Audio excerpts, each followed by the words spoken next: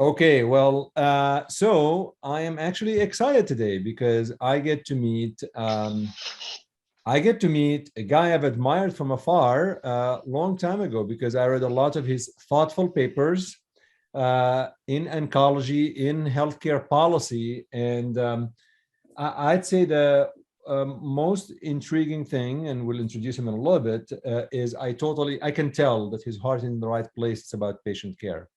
And that's really what matters. So I have invited Dr. Christopher Booth to come on Healthcare Unfiltered, and I'm really honored to say that he accepted the invite. So we're going to go through a few topics, but Chris, welcome to Healthcare Unfiltered. I'm very excited that we have you on, and you are not active on Twitter or social media, which is a big problem. We're going to talk about that. But this is a nice segue that you got to introduce yourself because, if you were active on Twitter, people would have known a lot about you by now, but you're not. So who the heck are you? Great. Thank you, Chadi. Well, first of all, thanks for inviting me on the podcast. I've been a fan of your work and have read it for years, and I've enjoyed listening to your podcast, usually during my long runs along the shores of Lake Ontario. So I'm a medical oncologist. I'm based in Kingston, Canada at Queen's University. I split my time between the Cancer Center, where I look after patients with GI cancer, and in the other half of my time, I'm the director of a research unit that looks at health services research, delivery of care, quality of care, global oncology, and health policy. And so I wear a few different hats, but I'm very interested in the intersection about how health systems and health policy interface with evidence and randomized trials, and ultimately with patient care. And so those are the themes that I care most deeply about, and that's how I spend my time at work. Chris, what got you into that? Like, first of all, what got you into the GI oncology piece? But at least most of us, when we go to medical school, healthcare policy is such an enigma to us. What got you interested in it? Good question, Chadi. So I did medical school here at Queen's, and did my internal medicine training and medical oncology training at the University of Toronto. So my oncology training was largely at Princess Margaret Hospital and Sunnybrook. I had a very last minute detour into oncology, which was really based on some very intense and rich patient relationships, and I realized that was where I wanted to devote my career to. And so I went through training at the University of Toronto training program. You rotate, a few months of breast and lung in different hospitals, but there's a concept called a longitudinal clinic, which is a half-day clinic that you do every week for 2 years. Because again, in Canada, you choose either hematology or medical oncology, and it's a 2-year program. So I wasn't smart enough like you guys to train in both. So I just trained in solid tumor medicine. And so I fell into clinic with my mentor, my supervisor at the time, who became a mentor and then a dear friend, Dr. Scott Barry, who was a GI medical oncologist at Sunnybrook. So Scott taught me a lot of what I know about GI cancer, and then fast forward 15 years, and now he's here at Queen's as our department chair. So that's how I got an interest in GI oncology. I guess I'm also the son of a gastroenterologist, so I wasn't dexterous enough to become an endoscopist, but I thought I could treat GI cancer, make my parents proud. But in any case, so that's kind of how I got into the clinical space. I think the big picture questions what always really interested me. I never was all that interested in basic science and pathways and biomarkers and the basic science of oncology. I was really interested in care at the bedside and how the system could either work or not work to deliver effective care to all patients who need it. And I was very lucky in training to have some incredibly formative mentors. The first one in oncology was Ian Tannock, who, as many of your listeners will know, is really a luminary in our field, and who really instilled in me a sense of curiosity, maybe some skepticism, willing to push back and challenge the status quo. And so as I was finishing my clinical training at Princess Margaret Hospital in Canada, it's quite common to go on, if you want an academic position, to do advanced training in research methods. So I left Princess Margaret and I came actually back to Queen's, which is where the Canadian Cancer Trials Group is based, Canada's only cooperative trials group. And so I came here for 2 years, actually as a research fellow in clinical trials, working with other luminaries in our field like Joe Pater and Elizabeth Eisenhower. And so Elizabeth was really the next major figure in my oncology training as a mentor, and again is extremely creative, willing to challenge dogma and push new ideas. And at that point, I was figuring out where I wanted to live and have a career. And so for both work and family reasons, we decided to settle in Kingston. And at this point, I pivoted from clinical trials into health services research with another mentor, Bill McKillop, who is really one of the godfathers of health services research in oncology.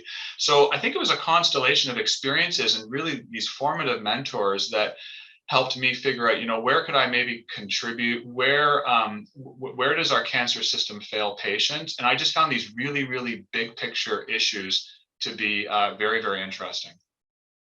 In my mind, I always think that this type of research is really harder than clinical trials. I feel that clinical trials, I'm not downplaying how complex they could be, but you have this, it's phase 1, phase 2, phase 3, you design endpoint, you got the sticks and you follow. It's a little bit the framework or the blueprint or how to conduct them is there. It's, of course, it's a matter of getting the drug and the funding, all of that stuff, which is complex. But in health research, in healthcare research, delivery research, there's so much that is vague because, a lot of this out of your control as an investigator, right? You've got government, you've got policymakers. So as you do this research, how do you give me your measures of success? How does Christopher Booth, when you're doing something, how do you look back and say, I was successful in this project or the other project? Chad, it's a really good question. And it's interesting that you mentioned that because I haven't heard that articulated very often. But when I was making the decision, as I was transitioning from my research fellowship into faculty, and I decided, look, I've trained in clinical trials, but I really want to do health services research. It was Bill McKillop who sat me down and said, Chris, are you really sure you want to do this? This is actually really hard. And again, I have huge respect for the trialists. I don't want to take away from anything they do. It's a lot of important and hard work. But as you say, it's a little bit more of a defined pathway. And Bill said, you're going to have to get your own grants. You're going to have to argue with people to justify the work you do is important. It is not an easy path. And so I was lucky in Ontario. We have the Ontario Cancer Registry, which collects basic information about every patient with cancer in the province of Ontario. So this is a health system of 14 million people, a single payer public health system, which means that we have data on everyone. And Bill and others had linked the cancer registry to the treatment records for the entire province of Ontario. So I could tell you, with a fair degree of precision, what the pathway was of care, what the treatments delivered, and what the outcomes were of every patient with cancer in Ontario. So in the early years, I was really an apprentice for a few years learning how to do this, linking these data sets, learning the epidemiologic pitfalls, what analytic methods to use. And again, the way to really do this work is surrounded by a true multidisciplinary team of epidemiologists, clinicians, biostatisticians, people who know how to work with the data. So in the early years, the measure of success for me was really learning how to use these data sets, asking a question, and then being able to finish a project and publish it. And so that was in the early days. And then, of course, I had to get grants along the way and justify my academic protected time. So I did that for very intensely for the first 10 years or so of my career. And then there was a bit of a pivot, which we can talk about a little bit later. I think for me, as far as the metrics of success, and this is something that actually, has been in the forefront of my mind for the last year or two, is I no longer want to just publish papers, get grants, the usual thing. That's a necessary step. But what I really want to do, and I'm still learning how to do that, is how to influence systems, mindsets, and policies to ultimately improve the care that we deliver for patients. And that, as you say, that's very nebulous and it's very, very difficult. And in the early days, you publish science and you hope that policymakers notice. And you also publish science because I think it gives you insights and ultimately credibility and perhaps a platform or a voice where people might listen to, a random oncologist from the countryside of Canada. And so I think those are necessary steps, but I'm now at the point where for me, the measure of success will be if I can contribute in some small way to how clinical care is delivered at the bedside and how the health system organized and implemented. And so, for me, it's not so much about publishing papers that maybe my mother and 3 or 4 other people read. It's about actually doing work that I know will directly influence policy. And it is certainly a sign of maturity, because let's face it, in the beginning, you got to publish these papers so people know who you are and you establish the credibility, and then you could become picky and choosy. And you're obviously at that stage. But can you mentioned something, Chris, about the 14 million registry and so on. Yeah. I think folks who are listening may not be familiar with that, with how big that system is. Can you maybe shed some light into it? And so these are 14 million patients with cancer? No. This is the population of Ontario. So Ontario is the largest province in Canada. It has the population of 14 million. And there's a provincially government mandated Ontario Cancer Registry, where basically by law, in an anonymous, secure way, basic demographic and disease data are captured in this registry. So it's a population-based cancer registry that's been ongoing for decades, that collects every cancer diagnosis amongst this population of 14 million people. So, going back decades, there are tens and thousands or hundreds of thousands of cases. It's almost like SEER Medicare, but for everyone. Old, young, rich, poor, rural, urban, community centers, academic centers. Available to whoever wants to mine it's available. Yeah, there's privacy regulations you have to go through, but it is available for any investigator or academic unit in Ontario. And we're very lucky that since the early days, the registry, we've held that cancer registry here at Queen's. And then the beautiful part is, on top of that, our unit has patched on the chemotherapy records for every patient, the radiotherapy records for every patient, surgery, and then survival data. So this is really, I think, one of the advantages of a single payer health system is that we have data on everyone, not just old or urban or hospital-based or insurance company-based. It's everyone. So it's quite a powerful tool to understand delivery of care in the real world. That's amazing. That's really amazing. Very powerful. It's a very powerful tool. And I guess, the other thing, just to follow up, Chadi, on your earlier question, is you're right. I think it's kind of an evolution of career thinking. And so for me, it happened like about a year ago, where I was, we just finished some large projects. We published some fairly big papers, and I was about to launch into that grant writing phase and design the next research study. And for the first time in my career, I had a bit of a weird feeling in my stomach. It was almost a bit of a sick feeling. And I said, what is that? And I didn't want to get back on that treadmill. I didn't want to be so busy designing research studies, having a flow of data and publishing like literally 40 papers a year, that I couldn't actually act on it. And so I went through a period of introspection and spoke to, mentors, dozens of them, different people that I looked up to all over the world, and asked for advice about how I might be able to use my skills and experience to have the greatest impact. And what I realized was I needed to reduce the size of my research program to create time, space, and creative energy to think about how to actually influence mindsets, systems, and policies. So, it might have been the first time in the history of an academic, department review where my annual goal this year was to publish 50% less papers. Because, the last number of years, our program's been so rich and productive, and I've had such amazing colleagues, but, we're publishing 40 papers a year, which has been great for, answering questions and learning and having fun, but it didn't really allow time for deep reflection and trying to follow up and ensure that some of those really important findings actually translate into policy and practice. So I've tried to be more selective and decrease my research program to allow the time and energy to have maybe more outreach with policymakers, with the public, with our clinical community, and with patients.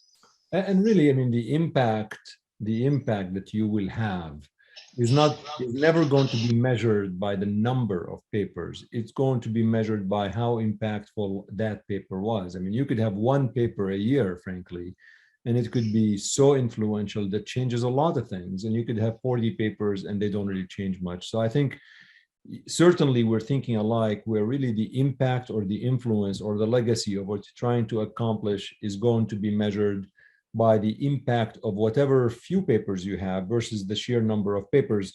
Academically, culturally, the number of papers is always important, but you're now you're a professor, so it doesn't matter at this point.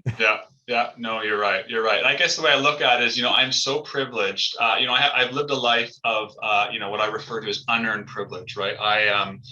Through the lottery of life, I was born into, an upper middle class family in Canada where I had access to schools and education, and I went to good universities. And now I have a job where, I'm so lucky. I look after patients, which I think is the most, one of the most noble callings there is, and a job that I love. And then, 2 or 3 days a week, I get paid to sit and look out a window and think about problems and work on really anything I want to do. And so I've got it, I'm like you now, I'm certainly well into mid-career. I'm no longer early career. And I kind of thought, well, I've been given this opportunity. I kind of want to make the most of it. And so it's been an interesting journey to get to this point. Well, I mean, certainly, and you have, because I mean, I've heard about you through your published work. So you're clearly reaching a lot of folks. But let's pivot from there into maybe the current projects that you are working on, because I really want to get us into the impact on patients. And we both are medical oncologists. We took care of patients, and really there's this fine line between maintaining hope to the patients that we serve, because ultimately we want them hopeful, we want to help them, but we want to do that without the hype. We want to make sure we're truthful and honest with them. But to get us there, to try to answer that question, maybe a good segue, you could maybe tell us the top 2 or 3 projects you're currently working on and how you see these projects fitting into the ultimate stakeholder, which is the patient. Yeah, I think you're right. I mean, this is the core issue that really keeps us up at night, and how can we balance those things and deliver care that really matters? I guess one of the things I've learned in this, introspective journey over the last year is, I think Elizabeth Eisenhower in one of these mentorship chats said, Chris, you've got like 30 seconds, summarize, what's your mission statement? And I'm sure we'll talk about it later in the interview, but a few years ago, I started working a lot in global health and global oncology. And that's really opened my eyes to many problems that exist both in Canada, the US, but also more broadly in emerging cancer health systems. And so I guess my mission statement is, I want to live in a world where regardless of where someone lives, they get access to the cancer treatments that really matter. They get access to the fundamental surgery, radiotherapy, chemotherapy, palliative care, and primary care that we know makes a big, big difference. And I also, it's almost like a yin and a yang, because the flip side of that is I don't want to work in a health system where we deliver treatments to patients, especially in the last year of life, that don't help them, but probably harm them with side effects, financial toxicity, and something that we've been thinking about lately a lot called time toxicity, that, the concept that we sometimes take away meaningful time as an opportunity cost trade-off that's spent pursuing treatments that might not really help. So I've been trying to see, various projects and challenges in our field through that lens. So that's really influenced the work I do both in Canada as well as in the global context. So some of the work that we're doing in the global context, I've been very privileged the last 5 years to sit on the World Health Organization Essential Medicine List Cancer Medicine Working Group.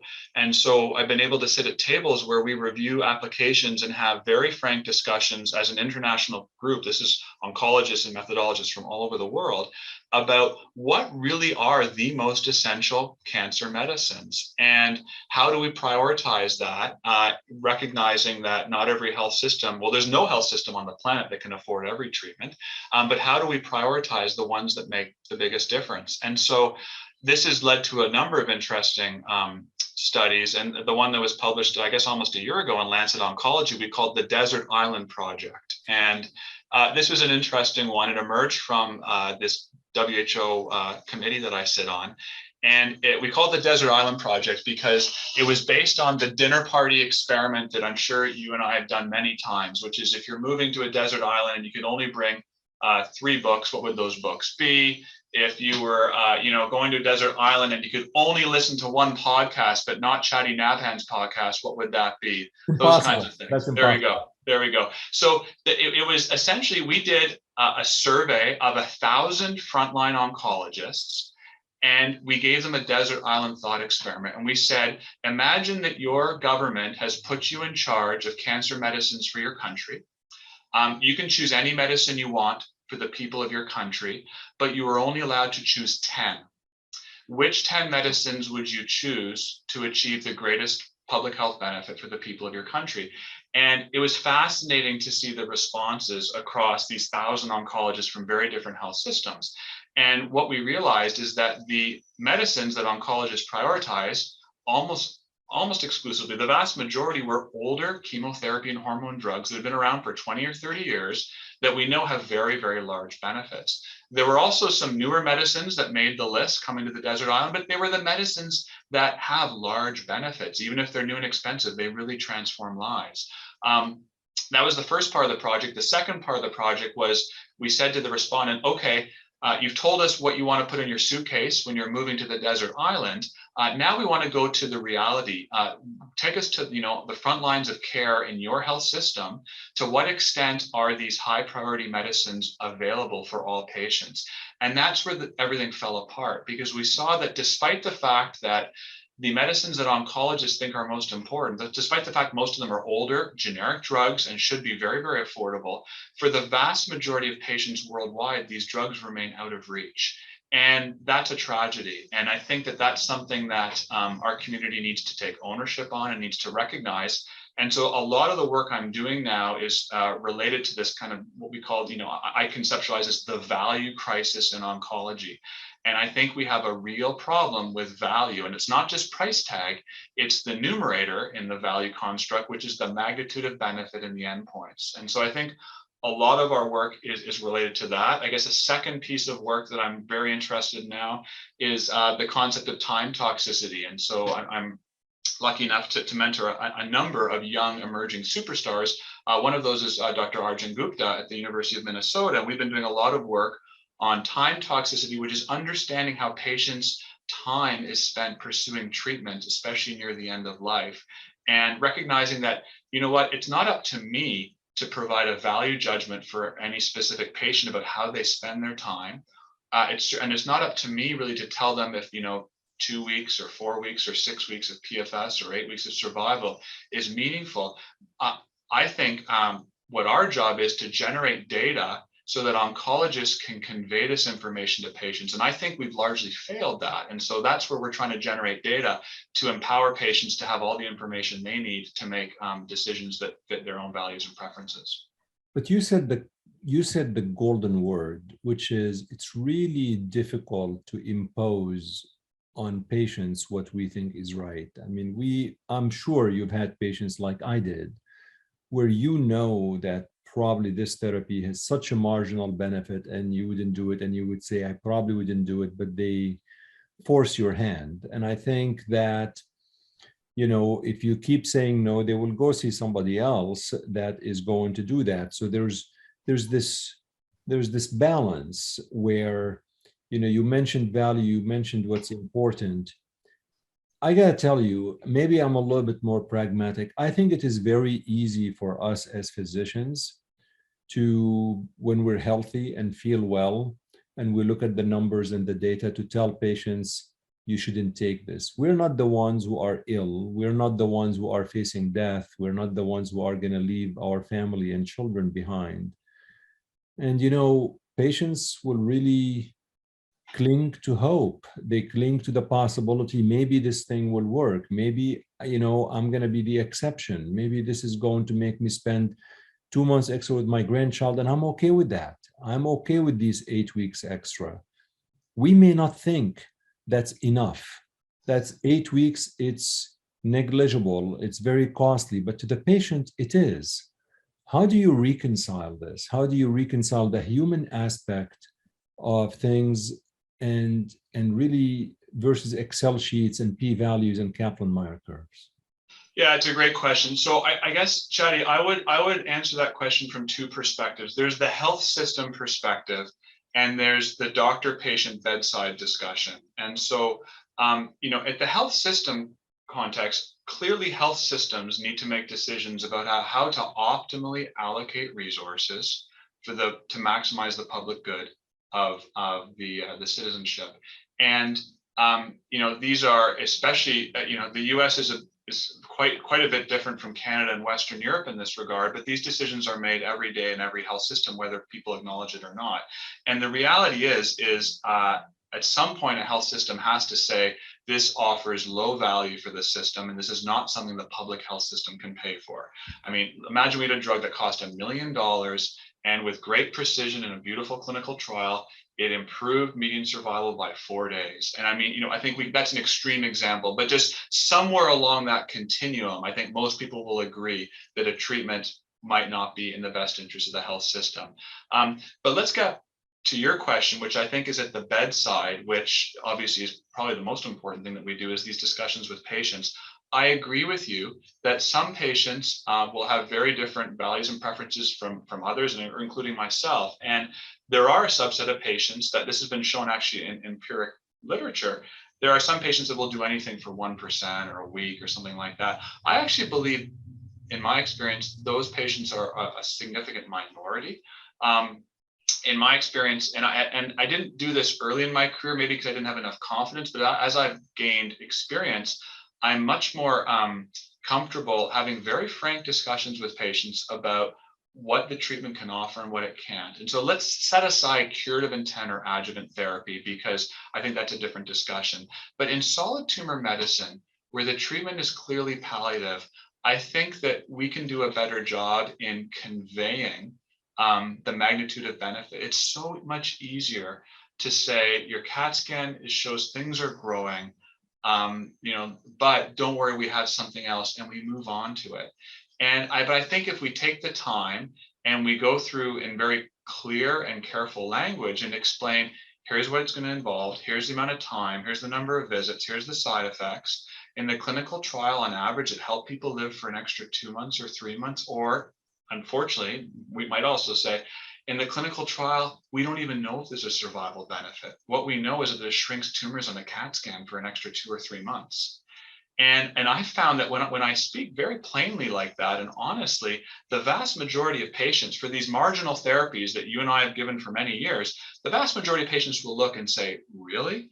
That's it. And then I feel like I've done my job just because I've conveyed the information. I've empowered them. And as you said, some patients will accept that treatment. Some patients will say, no, thank you. And there's no right or wrong answer. But I think as a community, we fail our patients if we don't carefully, clearly, and compassionately explain these limitations of our treatments. But these marginal benefits are usually stepping stones to larger benefits. You're a GI oncologist, and I'm sure your memory serves you right, that the first trial that showed CPT-11 has any benefit over 5-FU leucovorin was probably 8 weeks improvement, was, I believe, published by Leonard Saltz in the New England Journal of Medicine. And we could say, 8 weeks is nothing, the value is negligible, but literally, I believe this was the first study that showed this incremental benefit. And right now, when you have a patient with metastatic colorectal cancer, you could possibly say you have a median survival of 3 to 4 years sometimes, depending on how things go. Mm-hmm. Mm-hmm. But am I being naive in saying that these smaller weeks after weeks eventually could lead to months after months? And if we really approach the weeks improvement nihilistically, we could be providing disservice to our patients? It's a great analogy. And I thought about that because colorectal cancer is the perfect paradigm for that. It's just been these stepwise incremental gains. One of my teachers in Toronto in oncology said, Chris, we're curing cancer 4 weeks at a time. And, these stepwise improvements, they do lead to meaningful gains. But I think that if you look at the history of oncology, the vast majority of these treatments that in a clinical trial showed an improvement in 4 to 8 weeks, we don't even use them anymore, right? Regorafenib, TAS-102, all these things that we use and roll our eyes. I think we can agree those aren't going to lead to anything. And you know what? Those treatments, at least some of them showed a 4-week overall survival benefit or 8-week overall survival benefit. So much of what we do now is just based on PFS. And I guess the other thing I'll touch on is, wearing this hat of being in the world of clinical trials, but also health services research, I've been very interested in what we call the translation of efficacy to effectiveness. What are the outcomes and the benefits observed in clinical trials? And do we realize those gains in the real world? And it's been very clear in work done by our group and others that there is evidence of a gap. There's a gap between efficacy and effectiveness. And it's not surprising because we know that the patients that go on clinical trials look very different from the patients we see in clinic every day. And so if we have these marginal improvements in clinical trials, they're almost certainly attenuated in the real world. And in some cases, they might actually disappear or cause net harm if the toxicity is greater in patients that are older, sicker, and frailer. So I totally acknowledge the point that you're making, Chadi, is that we can't discount the fact that sometimes incremental progress happens in small steps. But I do think the pendulum has swung too far, and we're designing trials with endpoints that may not matter to patients, and we're overpowering trials to detect these very small. We're not, we could do patients a greater service if we had smaller clinical trials, and we aim high. But the reality is the current regulatory system, particularly in the United States, will give approval and therefore, carte blanche for the smallest incremental gain you can find. Yeah. I mean, the theory behind it, and I've been very interested in this. Actually, I have a manuscript under review currently on accelerated approval. The counter argument to this is we would like to provide these drugs that might save lives faster to patients, but we will leave it up to Chris Booth as a clinician to determine whether that drug is appropriate for the patient that he is seeing. We don't want to be barrier to that. We will make the drug available. We're not really slapping your hand telling you must prescribe it, but you may encounter that rare patient that you really feel as a clinician that this drug is appropriate for. And if it wasn't available, then you don't have that choice. Yeah, I concede that point. I'm not an expert in kind of FDA regulatory pathways and accelerated approval, but I have some concerns with this. I agree patients want access to treatments quickly. But they also want access to treatments that work. And so this is the holy grail, is finding that sweet spot. And I do have some concerns that we are adopting treatments very, very quickly. And then these clinical trials, the confirmatory trials, are just never done. And then we not only are, potentially harming or giving marginal benefits to the patients right now, but this is going to become standard of care for like tens of years, which impacts thousands and thousands of patients, and there's opportunity cost for the next generation of clinical trials. So I can understand the desire to approve a promising therapy early based on early data, but I really think there needs to be a confirmatory trial underway at the same time, or else we'll never have the answer. I mean, we need to take a step back and remember the null hypothesis is null. The reality is that most treatments that start, they actually don't help patients. And so I think we can, retain maybe a little bit of scientific humility and recognize that things that look promising, a lot of them will not pan out. Some of them will, but I think we owe it to our patients to actually measure these things so that we know that when we're recommending this to future generations of patients, there's actually a real benefit there. So right now, when you talk to patients, when you're dealing with patients who are sick, it's metastatic disease, it's not curative intent, and you're working on prescribing therapy in the real world outside of clinical trials, how do you communicate, I guess, the information in a way that is empathetic, at the same time realistic, at the same time you really want to, you don't want your, it's very difficult diagnosis, it's very challenging, and you want to, how do you balance, how do you keep patients hopeful, and you want them on therapy and compliant, but at the same time, you don't want to overhype it and say this is the best thing since sliced bread? Yeah, so I mean, I guess the scenario that probably fits that most closely, Chad, is that, after second or third line in colorectal cancer, if I don't have any clinical trials and I'm left with really nothing to talk about other than regorafenib or TAS-102, and then I'll sit down with the patient and I'll say, you've been on treatment now for 2 years. You've done really well. As you know, the last treatment, the CAT scan shows things were starting to grow and the side effects were building. So it's time to stop that. As of right now, we don't have any clinical trials here. My colleagues in Ottawa and Toronto don't have any clinical trials. There is a chemotherapy pill that we can try. And while a chemotherapy pill sounds like it might be, less toxic and appealing, I need to tell you that when I've given these treatments, they cause a lot of rash and diarrhea. And what we found in the clinical trials is when they took a whole bunch of patients like you, and half of them got the pill and half of them didn't. On average, the patients who got the pill live an extra 4 weeks or 6 weeks. And then I always say this, I always say, I'm not telling you you only have 4 weeks to live. I'm saying that if I took 100 patients like you and half of the people got this treatment, half of them didn't, on average, the ones who got the treatment would live for an extra 4 weeks. And when I put it that way, most of my patients, I've had a few people who say, yes, I'd like to go on that treatment. Most people say, no, thank you. But then it's about reframing kind of goals and hope. And you're right, like this is one of our most important jobs. I think the job description of an oncologist is to give compassionate care. And that compassionate care might involve treatments, but if it involves treatments, it should be treatments that make a big difference. And so I think, as you rightly point out, this transition, framing hope and reality, is, I think, the most important job that we do. I mean, anyone can look up a guideline and say, oh, it's second line, give them FOLFOX or FOLFIRI. But I think it's these nuanced discussions, which is probably the most important part of what we do. And so it's about reframing things and saying there's a lot of uncertainty about what the next number of weeks and months will look like. I often ask for permission. I say, do you want to talk about how long people live in this condition? And, I usually, every time I switch lines of therapy, I use that as an opportunity to have these discussions. And sometimes people say no. I usually want them to know that it's not curable, just so they kind of have a correct framing of things. But if they don't want to know details, that's fine. If they want to know, then the way I explain it, Chatty, is, so this example, kind of refractory colorectal cancer, I would say, I'm going to give you some numbers. But before I give you numbers, I just want to say that doctors are terrible at this. We're wrong. Studies have shown over and over again that when we give an estimate of how long people are going to live, we get it wrong in both directions. And I hope I get it wrong and I see you down the road many more years from the numbers I'm going to give you. But I just want to frame it that way.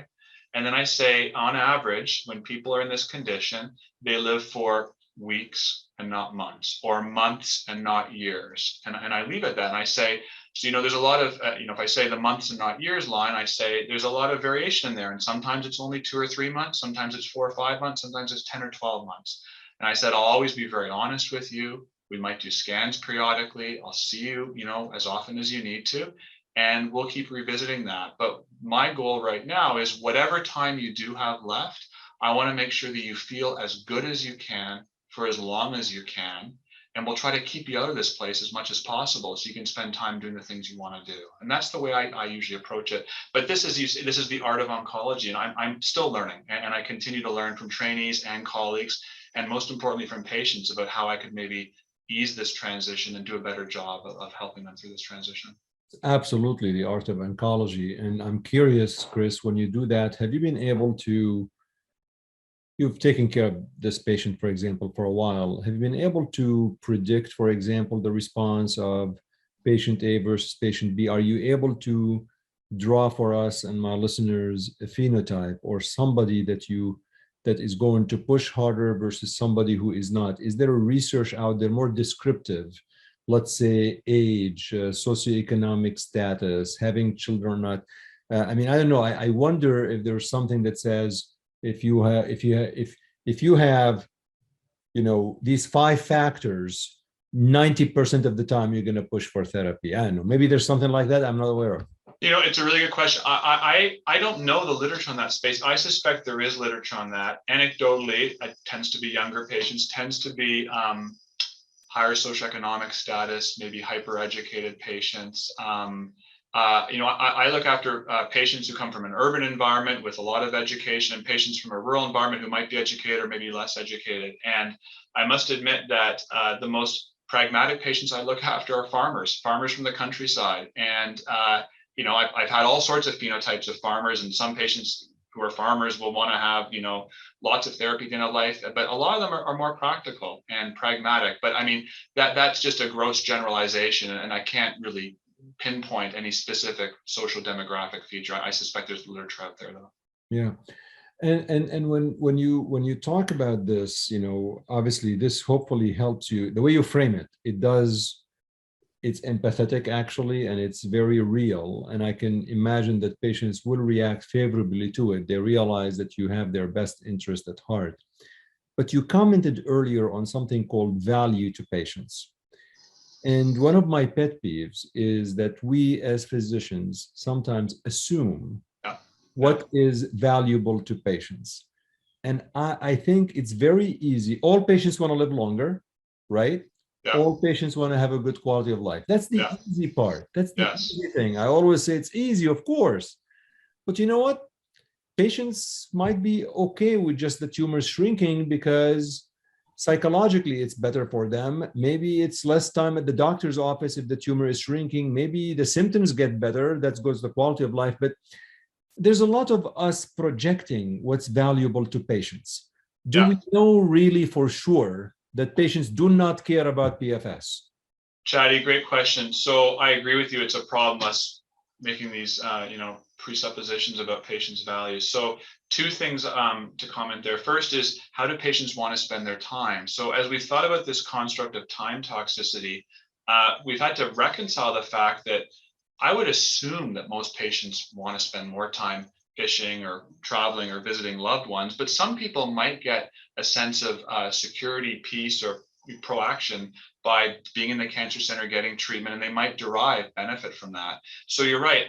We need to do qualitative mixed methods work to kind of understand, how do patients want to spend time in the last year of their life, and which demographics or which phenotypes of patients will want to spend more or less time out of the hospital or out of the cancer center versus engaged in healthcare.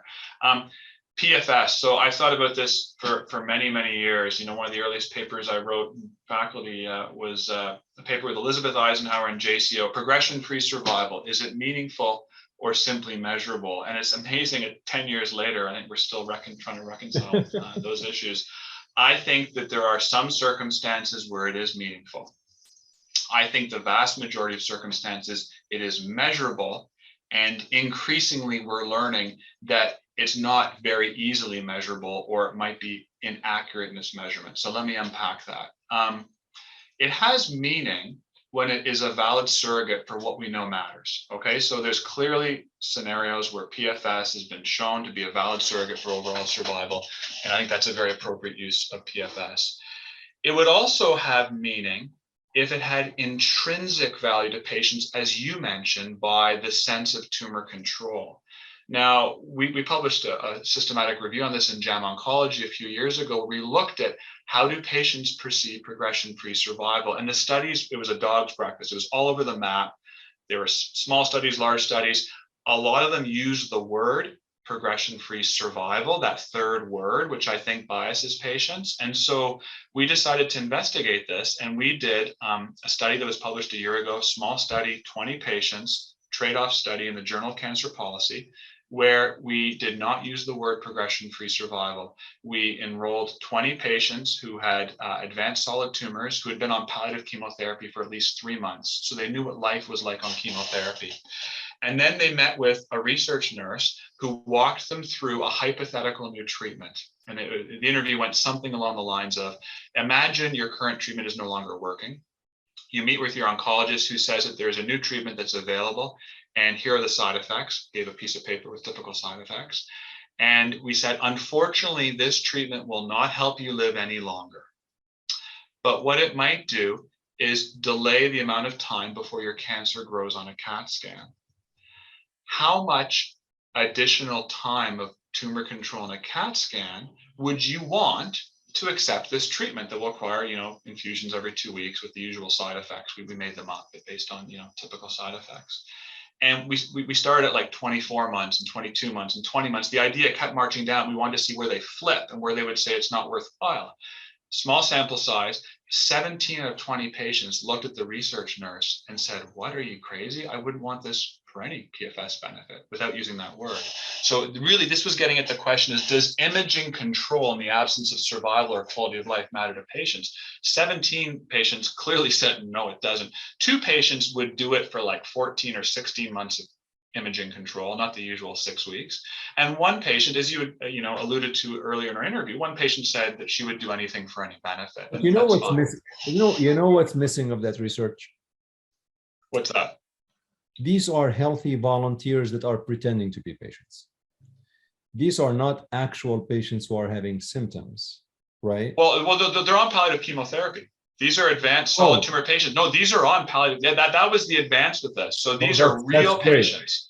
These are real patients who have been on treatment for at least 3 months. So they know the trials and tribulations. That's great. That's great. And I want to highlight this because one of the pitfalls of some of the studies I usually read, when you take really a healthy volunteer and say, pretend like an actor, pretend you're a patient, it's easy because you don't have the symptoms. So this is very powerful, that these are actual patients getting chemotherapy. That's very, very powerful. So small, single center, 20 patients, but we used that pilot data to get a grant from our funding agency, similar to the NIH, the CIHR, Canadian Institute for Health Research. We got a large operating grant, and we're just about to complete a multi-center prospective study of 100 patients going through the same exercise. And we'll have final results, in the near future. But I suspect that this will probably confirm in general the impressions of the pilot study. But that'll be very, very useful information. But as you said, Chadi, not every patient's the same, right? So we have to think about that as we articulate these benefits to patients. But a lot of patients are pretty pragmatic. And I think a lot of them would not want treatments that are toxic, take time, cost money to them out of pocket, and are not going to help them live longer, but just control growth for a few months. So yeah, I mean, I think having these studies to get the patient's value is really important. But have you encountered patients where, like, you were forced to give treatment, or do you just put your foot down and say, look, I'm just not going to give this therapy. You can see the oncologist next door, but I just don't believe in my heart that this is beneficial, and I'm not going to give it? Yeah, good question. In some ways, I'm a little bit more protected from that conversation than my colleagues in the US because we have a publicly funded cancer system. And so there is a health technology assessment body that has decided which medicines will be paid for and which ones will not.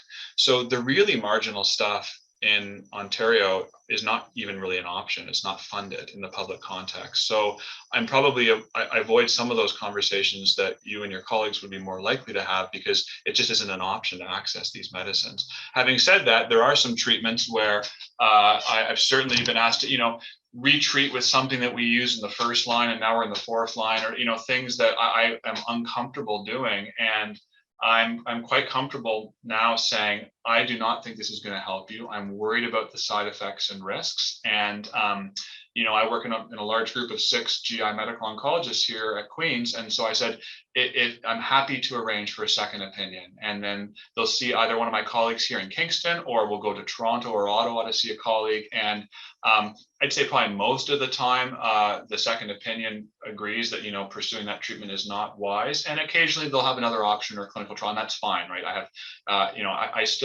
think the residents still find it amusing that even though I'm not junior anymore and I'm fairly mid-career, I have no ego when it comes to like calling colleagues for advice and help. In fact, I love it. Like I'll walk down the hall and say, hey, Scott, Jim, Anna, what do you think about this case? Or I'll call colleagues in Toronto and Ottawa. I find that kind of fun. And I'm happy to say, tough case, I'm not really sure what to do. What do you think? And so I tend to engage my colleagues in those difficult patients. You keep saying you're mid-career. Come on, you're senior now. It's not mid-career.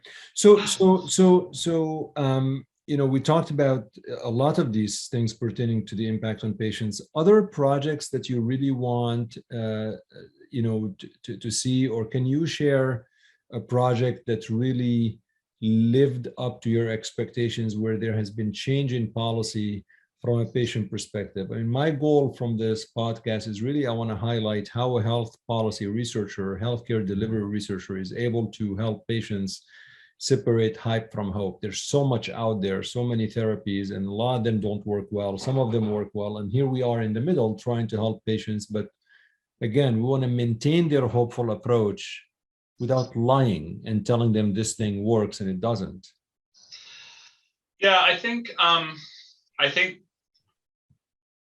some of the work I've done, I think, has contributed to these meaningful conversations about value. And there's a number of close friends and colleagues and individuals across our field that have been working in this.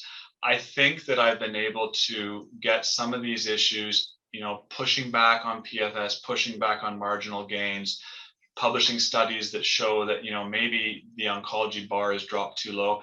At least in Canada and in some European health systems, I think this message is starting to get through to regulators and policymakers that are saying, you know what, maybe this isn't in the best interest of patients. Maybe we collectively as a community should start pushing back and get the trialists and the pharmaceutical companies and the system to raise the bar. So I think maybe that's, in some ways, I might have contributed to that conversation. I think in the global space, I do a lot of work with colleagues in India and other parts of South Asia. I think drawing attention to this, the paradox of global oncology, where we probably in some centers and some systems have access to too much medicine at the end of life that isn't helping. And in other parts of the world, we have a desperate lack of access to the treatments that have profound impact. And this is not a new problem. And certainly many people have been working on this well before me and have much more expertise and have made a greater contribution. But I think because I've been able to live and work in different systems, namely in India and Canada, I've been able to gain some insights that are hopefully contributing at least to some policy within the health systems and maybe at the level of the World Health Organization. I've listened to a TED talk that you gave, which was really fascinating. Tell me about that experience. I want to link to listeners to hopefully can take a listen to it, but I thought it was very powerful. How was that experience and how did this come about? Yeah, Chadi. So that was probably the hardest academic exercise I've ever done. So our Dean of Medicine, Dr. Jane Philpott, who is a Canadian hero, she has a long career as a family physician and educator working in global health, and then became the Federal Minister of Health and Federal Minister of Indigenous Affairs in Canada before leaving politics. She came to Queens as our Dean of Medicine about 3 years ago now. And last year, she asked me to give one of these TED Talks for the medical school. And I'm a big fan of Dr. Philpott, so I said, of course, happy to do that. And then I realized what I'd committed myself to, which is basically giving a talk in front of an eclectic mix of the public and colleagues and patients about something serious like cancer, which it's really hard to make cancer funny and to be really engaging, and then to have to memorize an 18-minute talk on a stage when you're nervous with no slides and no notes. It was really, really hard.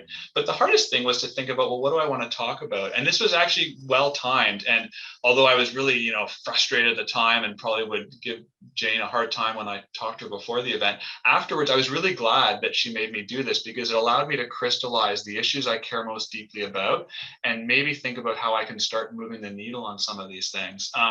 So I did that. And I spoke about, these paradoxes in oncology. It's a field full of paradoxes. And so one of the paradoxes that, I think a lot about, I call it the last 6 months of life paradox in oncology.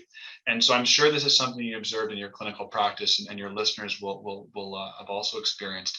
It's when I'm looking after someone who is in the last 6 months of their life, it's relatively easy for me to prescribe a new cancer medicine that costs $100,000. It is going to make them a bit sick. It might slow growth of tumors on a CAT scan, probably won't help them live any longer. So that part is fairly easy. The paradox is that for that very same patient in those last 6 months, it's almost impossible for me to arrange for them to have adequate community supports, for them to live, if they're isolated, to live at home by themselves with food, adequate nursing care, care and compassion, someone checking on them. It's almost impossible to arrange that. And that's a real paradox. And how is it that as a society and a health system, we're okay with that? We shouldn't be. We could have a much greater impact by ensuring that we give what I consider, high value care, especially in the last 6 months of life. And I don't know if it's any different in the US, but I suspect that patients also fall through the cracks with home care and hospice care near the end of life. So I think that's a big problem. And I think that we have a lot of, if you think of the next generation of oncologists, there's so much energy and creative talent and intellect in the field. And I think we can do better than aiming for 6 weeks of PFS. I just think that there's more exciting, important, and impactful projects and questions that as a community we can work towards that will really lead to meaningful gains for our patients and our communities. And so I hope that in the coming years, we'll see, the junior people in our field increasingly work on those really challenging issues. Well, look, I've enjoyed this. This is really great. I'm going to continue to look forward to more of these projects that you come up with in terms of changing the way we take care of patients. And I certainly look forward to working with you on a few of them in terms of, we have a lot of similar interests in terms of the things that drive what we actually do. I tend to think that moving the needle is so slow in that thing. And but congratulations on everything you're doing, and we will continue to look forward to more projects coming from you. Great, thanks, Chadi. Really appreciate you inviting me on the show. Thank you.